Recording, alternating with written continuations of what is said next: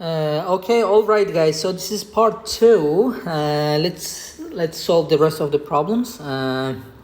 So on previous tutorial, it's on part one. We were talking about the projectile motion. We solved the Vx, right, and we solved the Vy on initial stage and the time taken to reach the maximum height. All right. The next problem. The ball is kicked at a time t0. Assume that the vertical component Vy of the velocity of the ball is positive in the upward direction. On figure, as it goes up, we'll consider it to be positive. But there is a small part, it returns back, right? Okay, we'll review it again, no problem. On figure 2.2, sketch the variation with time t of Vy for the time until ball hits the wall. Okay, so simply, what was the scenario? Let's remember. Okay, this one, right? Now, what we was saying last time is, we have here the ball, it being kicked, it reaches the maximum height, Vy 0, and it will hit the wall, right? It will not reach the ground, so it will stop somewhere here, no problem.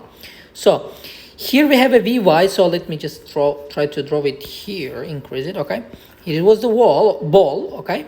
So it being kicked. So we will be considering only Vy, all right? So that's what they're saying, only Vy. So we have maximum actually Vy here. It's 8.5, right? Meters per second, whatever. So it goes here, Vy is 0 here, right? Then it hits the wall here, all right? So what's the speed here? What's Vy exactly when it hits the wall? Well, we can find it, but we don't need it actually, guys. So we have 2 points here, okay? 2 points here. If you remember, we will be neglecting the air resistance. So it's going to be the constant acceleration here. So the velocity is going to be straight line. If you know 2 points, you can draw the straight line, and it can be predicted any time, velocity for any instant time actually. But anyway, 2 points would be enough for us to draw, but we should be careful here. What's the time? We know the time here, right? So time 0 here. When it reaches the maximum height, we calculated 0.87, if you remember from first tutorial, right? So simply, let's write it a little, time 0 here, it reaches maximum height, which is velocity Vy 0. It's going to be time 0.87, and this time is 1.5 seconds, right? It was given in the question, so you may check the question. All right, so let's find them. When time was 0 here, our velocity would be 8.5, so it's 5 here and it's 10 here. So how many divisions? 10 divisions. So each would go with okay, would be 6, right? This would be 7, 8, 9, 10. Okay, so if this is 8, so this would be definitely, let me erase this side. Okay, so this would be 8.5, right? This point. Okay, this is our initial point. All right, when it reaches to Vy to be 0, when time is 8.07. So let's find the time.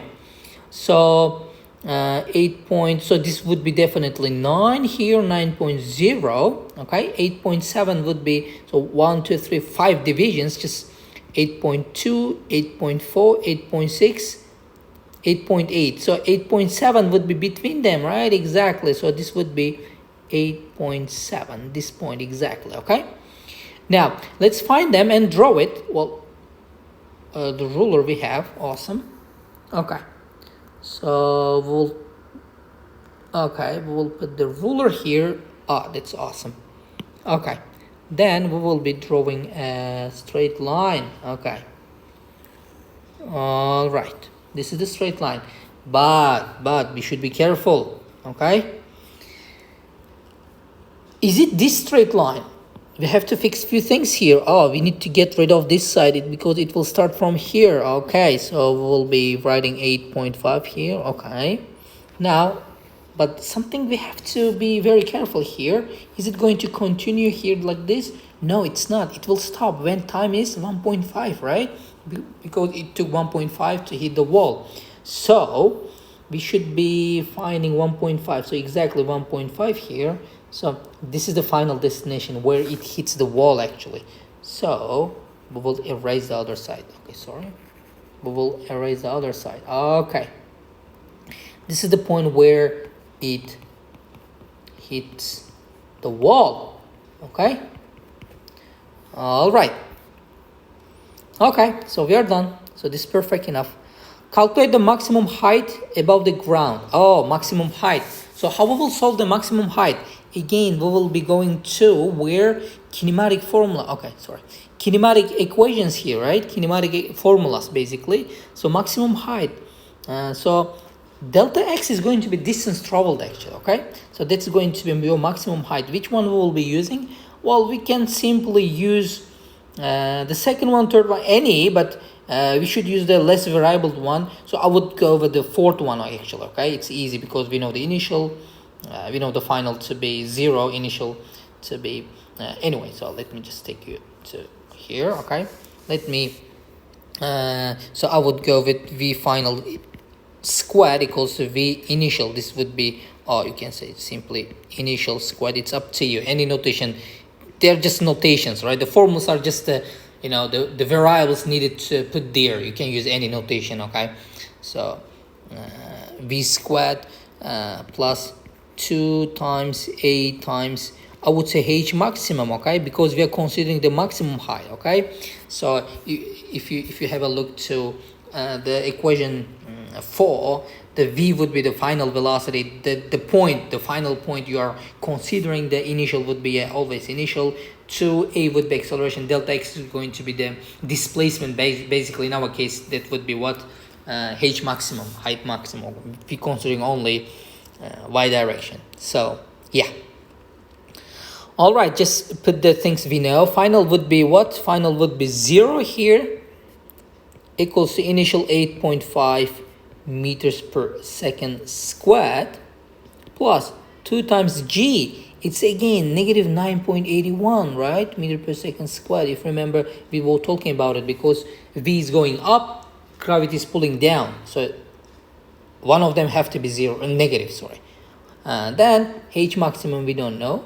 So simply calculate for the height maximum, and you will get the h max to be 3.7. Just use your calculator. 3.7 meters, right? Because it's in meters. So let's check the unit. Oh, it's the meters. So 3.7.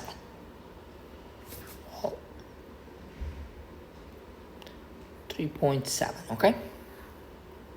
All right. The maximum gravitational potential energy, GPE, of the ball above the ground is 22 joules. Calculate the mass of the ball.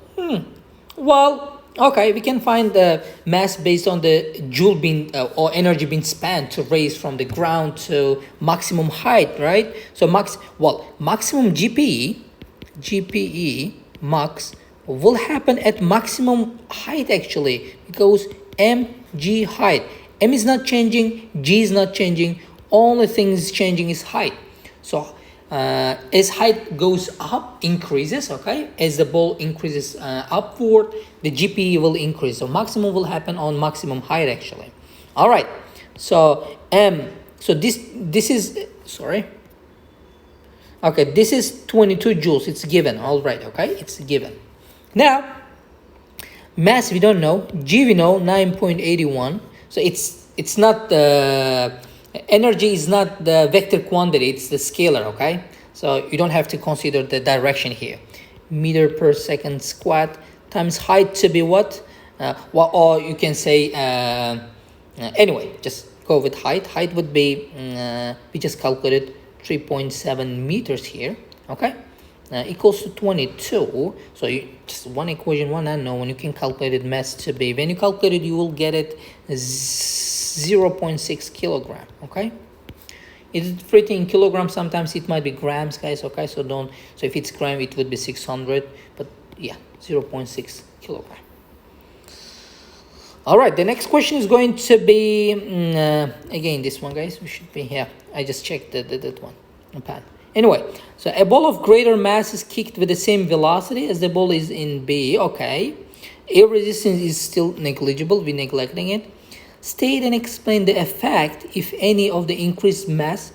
Sorry. a ball of greater mass is kicked with the same velocity. Oh, we have another ball now. It being kicked with the same velocity, 8.5. Okay, so whatever the velocity is, greater mass, maybe 10 kg, maybe just greater than 0. So let's say 2 kg, okay, or 10 kg, whatever. So just imagination. State and explain the effect, if any, of the increased mass of the time taken by the ball to reach its maximum height. So simply, if we increase the mass, so what would be so imagine you playing with the basketball and the volleyball. Imagine you kicking them. So which one is going to go to the higher, let's say, height in this format? Okay, in reality there are the air resistance. Actually, this is going to affect a lot, but imagine there is no air resistance. Okay, that what statistic for, or let's say kinematic formulas work actually, guys. Okay, so if you check the formulas in kinematic equations, you don't have any mass here, only velocity, initial, final velocity, acceleration, and time. There are 4 variables only. We don't have any formula related to mass here. Okay, so that's called static actually. Anyway, just let's not go to the topic. Well, it doesn't have any effect actually. Okay, what I mean is it doesn't have any effect. There is no external force here, so acceleration of the ball is not dependent on the mass. It is just only 4 variables we have mentioned, so it's not affected by mass actually. Okay, we may say state and explain the effect, if any, of the increased mass time taken by the ball to reach its maximum height. Okay, the acceleration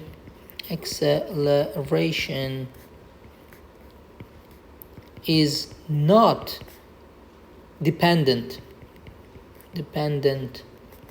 on mass of the object, so height will not change too. Okay, so, or you may say in conclusion,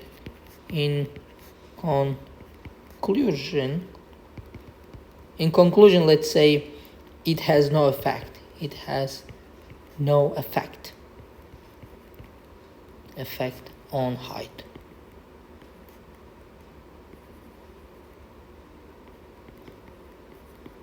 Okay, simply you may just write this one. Okay,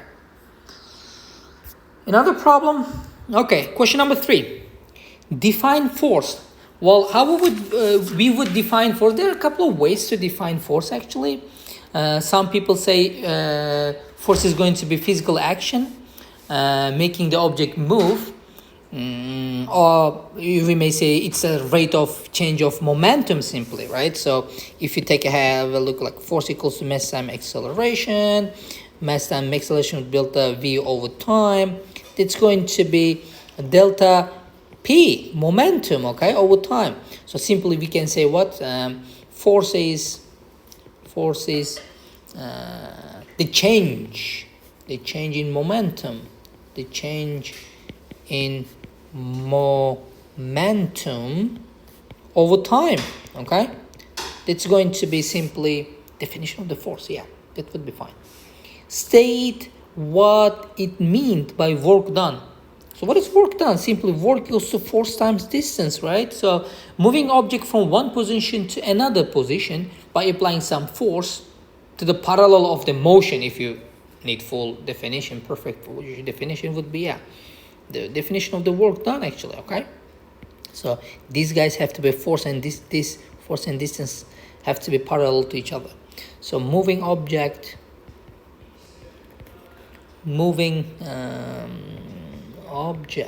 okay, or particle, whatever, moving a particle, moving an object, grammatical errors simply.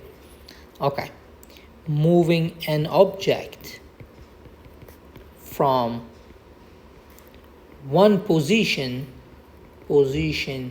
to another by applying some force.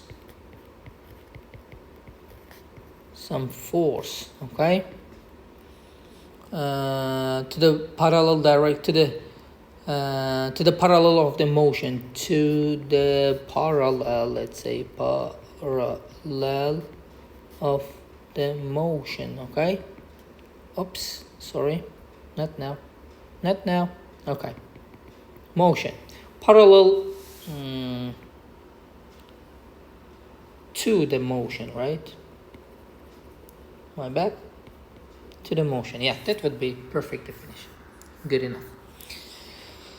All right, the block of mass 0.4 kilogram, 400 gram, slides in a straight line with a constant speed of 0.3 meters per second along a horizontal surface as shown on figure provided to us. So we have a block, 400 grams, and it's moving with a velocity of 0.3 meters per second on horizontal surface. Assume that there is no resistive force. Okay, we're assuming there is no any resistive, no friction force. That's what they mean. Okay, the block hits the spring and decelerates. Definitely, it's going to hit it's going to go here. So no resistive force. No, there is no resistive force simply. So it means this is going to be constant all over the way till it hits this point. Okay, the spring, as it hits the spring, it's going to slow down. It will little squeeze it. Okay, it will squeeze it a little bit, right? The spring. So as it squeezes, it will slow down definitely. So it's going to be deceleration. The speed of the block becomes 0 when the compression of the spring is 8 centimeters, right? So it's going to be squeezed. Okay, so this, let's say compression would be 8 centimeters now. Okay, calculate the initial kinetic energy. What's kinetic energy? Initial one. So we will be considering the initial one. So the formula 1/2 mv squared. Okay, but the velocity is initial.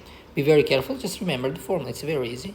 So 1/2 mass. Mass is given 0.4 kilogram. It should be in kilogram. Okay, and velocity is given 0.3 meters per second. It should be meter per second, and that's squared. Okay, when you calculate it, you will get the answer to be kinetic energy. How much? Kinetic energy. When you calculate it, I calculated somewhere here. Okay, to save some time.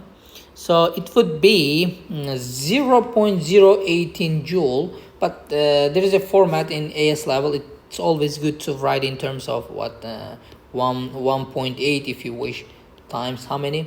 2, right? 10 to the power negative 2 joules actually, okay? You can just write it 1.8 10 to the power negative 2, or 18 times 10 to the power negative 3. It's up to you. All right. The next question. The variation of the compression acts of the spring with the force F applied to the spring is shown in the figure. Okay, 8 centimeters. Force is increased linearly. Okay, it must be elastic. Assume that the elastic potential energy, yes, as I said, elastic potential energy of the spring when its compression is 8 centimeters is equal to the initial kinetic energy. All right, so what they are saying is initial kinetic energy we calculated, it was 0.018 joule, right? A little earlier, it's going to be equal to the elastic potential energy. So as the block moves and squeezes the spring, there will be some stored energy, and we call it elastic energy. That elastic energy is going to be equal, not necessarily, but in our case is going to be equal. In reality it's not, but here it's equal to the initial kinetic energy. Okay, so elastic energy simply equals to the kinetic energy initial. Let's read the question. Use your answer, okay, we found it, okay, kinetic energy initial, to calculate the maximum F. This is the maximum. Actually it happens, extended on the spring by the block. Okay, maximum force we have to find it. Okay, so energy, sorry. So guys, what is elastic energy? Elastic energy, it's a very good hint that they provide us the graph. Even they wouldn't, we had to draw this one by ourselves actually, okay? And we have to know this one actually. Guys, area under the x, extension and force. Guys, x have to be extension. It's not the what's the final length. It's not the, there will be initial length and the final length. Sometimes they will give you, they may give you such a graph as well, but you have to convert to extension to force graph actually. Okay, the area under this would give you elastic energy. That's very easy. Okay, so 1 over 2, so that would be force maximum times x actually. Okay, equals to kinetic energy initial, and so x would be in meters. Okay, be very careful because we did kinetic energy in meters, force will be in newtons. Okay, all right, so 1 over 2 force maximum, let's say, times x, we know it is 8 centimeter, it was given, so 0.08 centimeter, right? Yeah, in 1 meter there are 100 centimeters, so 0.08, sorry, meters. That should be meters. Yeah, that's equals to 0.018 joules. We earlier calculated this one. Well, it just cross product with 2, just multiply 2 with 0.018 and over 0.08, and what you will get, force maximum equals to, when you calculate it, you will get 0.45 newtons. Okay, yeah, it's in newtons, so 0.45 newton. That's it. Okay, so you have to be a little careful with it's 2 units. Okay, so you have to provide the formula and the correct solution, even though you just do wrong calculation, but if you provide the formula, you'll get 1 point, so you should be careful here. It's always good to write the formula first. Calculate the maximum deceleration of the block. So what is the maximum deceleration? It occurs with the maximum speed, maximum force. Okay, that's what they're saying. Well, guys, you should be a little careful here. What is this? It's deceleration.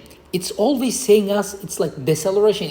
It is deceleration, slowing down. Okay, don't put negative sign here. If they put it acceleration and bring up negative, it would be deceleration. What I'm saying is, for example, negative acceleration, -2 meter per second square. This is already deceleration. But when you say deceleration, let's say D stands for deceleration, and put 2 meter per second square, if you put negative sign, this would be acceleration, guys, because you're saying deceleration and you put in negative sign. So negative would be positive. Okay, you should be really careful here. Okay, they're already saying it deceleration, so don't put negative sign. Force maximum equals to mass time acceleration, right? This is the what is this? Newton's second law. Yes, exactly. Okay, we know the force 0.45 newton equals to mass. We know 0. What was it? Let's remember. The block, right? 0.4, yeah, 0.4 kilogram. We already know this one. 0.4 kilogram. And acceleration, it means deceleration. Let's say D stands for deceleration. Deceleration. Let's say, okay? And D would be, when you calculate it, you will get 1.125 meters per second squared. Just right here, 1.125, okay? State and explain whether the block is in equilibrium. Before, 2 situations. Before it hits the spring and after it hits the spring. Now, what is the definition of the equilibrium, guys? There are 2 conditions you have to check, okay? To be in equilibrium, it should be first, a resultant force have to be 0. Second, a resultant moment have to be 0. It's not rotating, we don't have resultant moment, so we will be looking at all the resultant force. So before it hits the spring, guys, before it hits, it has the constant speed. So there is no acceleration, okay? No acceleration